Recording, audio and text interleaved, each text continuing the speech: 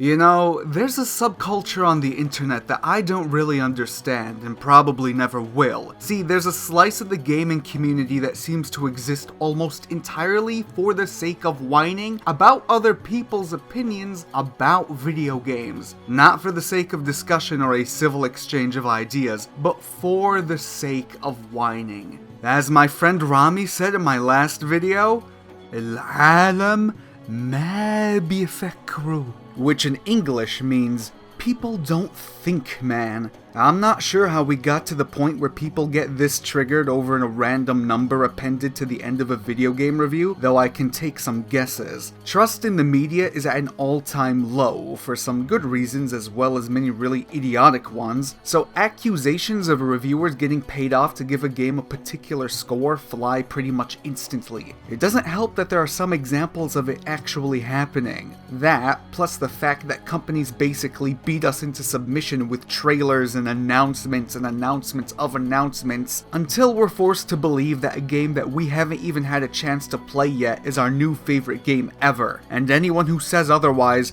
must be a heretic.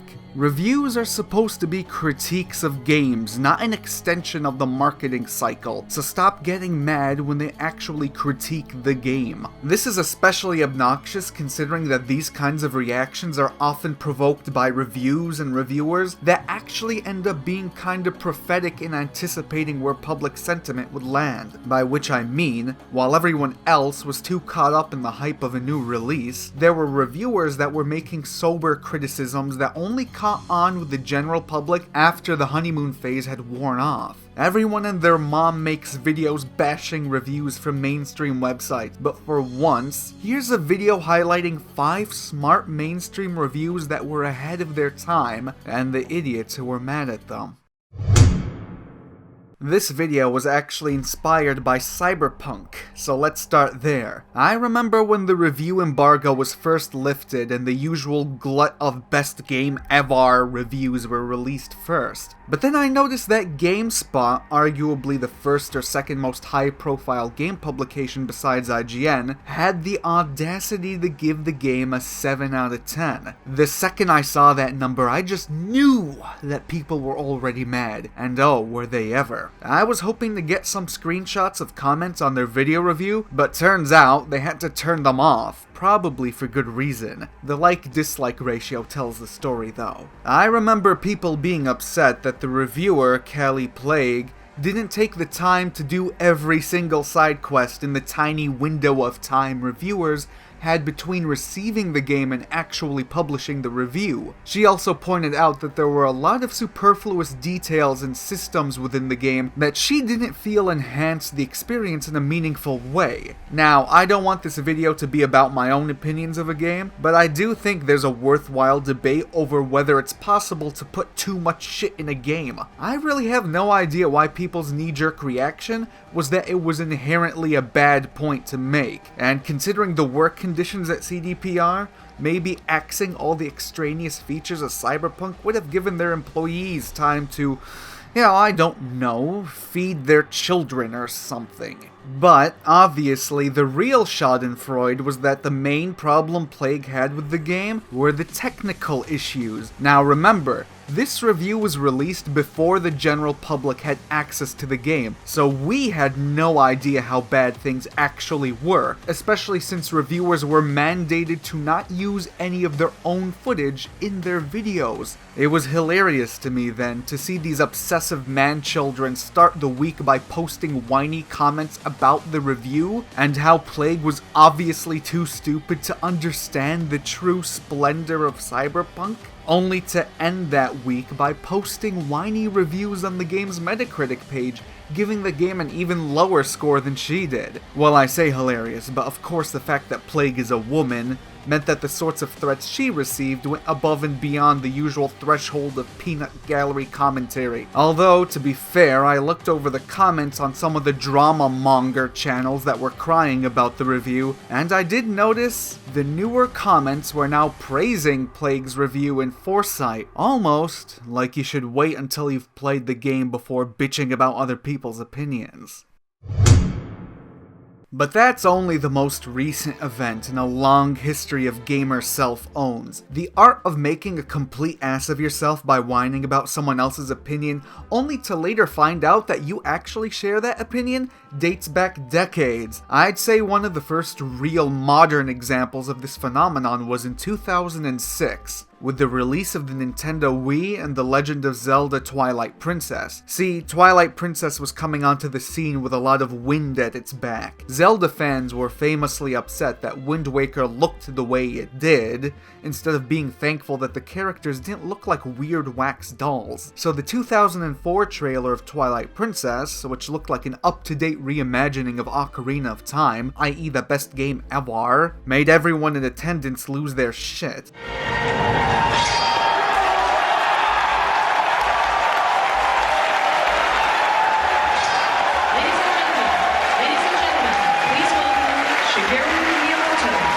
And then we found out it was going to be a launch title for a Wii, which meant two things. A, people were excited about the idea of being able to give themselves carpal tunnel syndrome by swinging the Master Sword with the Wiimote, and B, because it was a launch title, people were going to have to defend it no matter what, in order to justify buying the Wii on day one after waiting in line in the cold for hours. So of course, once the review embargo was lifted, there was that glut of reviews featuring unbelievably gushy statements about how it was the best game ever, and how the new control scheme was beautifully integrated into the game. Now, us advanced spacemen of 2021 would obviously all laugh at that statement nowadays, but at the time, people were either easily pleased or desperate to be impressed. Fanboys took these reviews as gospel and once again bowed east to thank Lord Nintendo for their generous bounty. But GameSpot, a recurring figure in this video,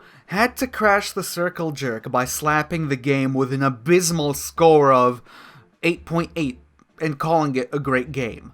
Now, rational, clear-headed people know that calling a game great should be pretty high praise, but for all the fanboys cared, Jeff Gertzman, the author, might as well have come to their house and personally snapped their disc in half. Oh, except no one had the game yet. Another recurring theme. That fact didn't stop them from digitally burning the witch and slamming Gerstmann's email with death threats for not heralding Twilight Princess as the second coming. And what exactly was it that Gerstmann criticized about the game? Well, reading the review makes it clear that his core two problems were the motion controls feeling kinda jank, and that the game ultimately felt a little too close to its predecessors and hadn't broken much new ground. Now, if you've been within 100 miles of a Zelda community online, those criticisms probably sound hauntingly familiar. Yes, after the post-release hype started to fade and people started snapping their wrists back into place, the new consensus that formed was pretty much exactly what he had written in his review. Great game, but a little uninspired, and the waggle controls were a load of piss once you got over the novelty factor. While I don't have exact stats, a review of most contemporary lists and polls of top Zelda games will have Twilight Princess at fairly middling positions among the 3D titles. Hardly a juggernaut. Oh, and since we're talking about Zelda and GameSpot, let's fast forward a bit to 2011, when the next major title in the series, Skyward Sword, came out. Once again, the initial rush of reviews praised Senpai Nintendo for creating the newest, best game ever, and allowing players to experience true immersion with one-to-one motion controls. And once again, GameSpot came out with the lowest score of any major outlet, a 7.5. Now mind you, most AAA games are graded on a curve.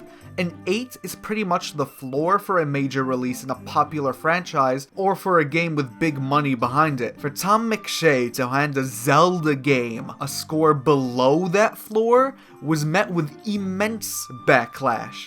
And as usual, this was before most people had even pulled the shrink wrap off their own copies of the game. The main points touched on in the review were that the Wiimote Plus would desync too often, the game was too linear compared to previous Zelda games, but most of all, the series was getting too formulaic and no amount of motion control gimmickry could paper over that. And my oh my, if any reviewer has ever been vindicated by history, it's Tom McShay. Look at pretty much any popularity poll of 3D Zelda games, and Skyward Sword sits at absolute rock bottom. A 7.5 is probably higher than most Zelda fans would give the game at this point, and the 93 it has on Metacritic looks incredibly silly in retrospect. Hell, the eventual hatred the fanbase would hold towards Skyward Sword caused Nintendo to back away from the series for 6 years, as they rebuilt their approach to 3D Zelda from the ground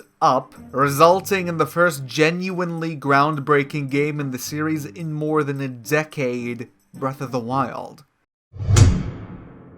You know, there's something about Nintendo that inspires the kind of loyalty you only ever see in football and Trump rallies. I guess when you've basically raised an entire generation of kids through the 80s and 90s, you'll have the kind of rabid fan base that'll die on all sorts of hills for you. I mention this because the next game on my list is Pokemon.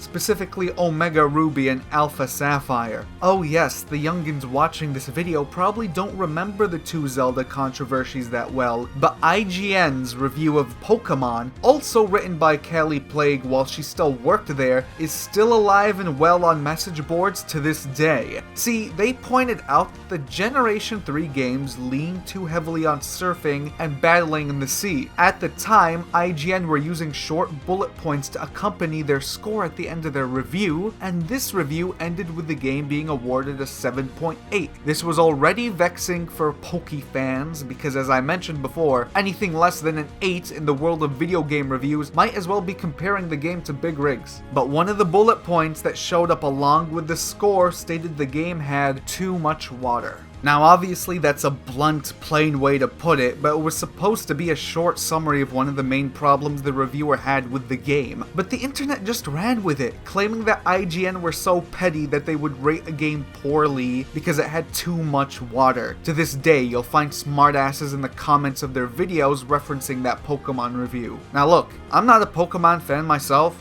I haven't played any of the games, but I've leafed through enough forums and have enough friends to know that actually, a widely made criticism within that fandom is that yes, the 3rd gen games did have too much water. It would get annoying to have to travel from coast to coast over hostile terrain, and it's not like you were gonna see anything particularly interesting because A, there's nothing in water but water Pokemon, and B, it's fucking water! And it's not like you were on a Caribbean cruise, this was on the 240p 3DS screen. What's really mystifying about the whining surrounding this review is that these were remakes of games that people had already played.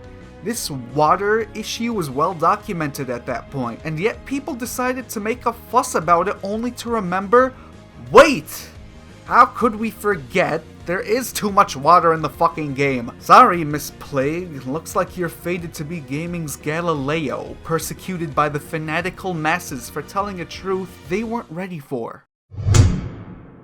Now, I don't want to dump on Nintendo people too hard, so let me shift to another company with weirdly defensive fanboys. Until recently, anyway. It's hard to believe that at one point, the Uncharted series was considered the absolute pinnacle of modern gaming, instead of the mildly amusing 8-hour-long Indiana Jones knockoffs that they actually were. Uncharted 2 had broken records for the amount of Game of the Year awards it won in 2009, receiving 111. Yeah, beats me. So Uncharted 3 was understandably generating ridiculous amounts of hype, not least of which from myself. Anyone who has watched any of my previous videos knows that 90% of my B-roll comes from that game, as it's one of the only AAA games to have a fairly even-handed portrayal of Arabs. And like Skyward Sword, which came out the same month, the initial wave of reviews granted the game a Metacritic average in the low 90s, with everyone confirming that Naughty Dog had done it again. Everyone but Eurogamer, that is. Eurogamer, as a publication, has historically been a little more stingy with its praise than most mainstream outlets, which is a practice I support. They gave the game an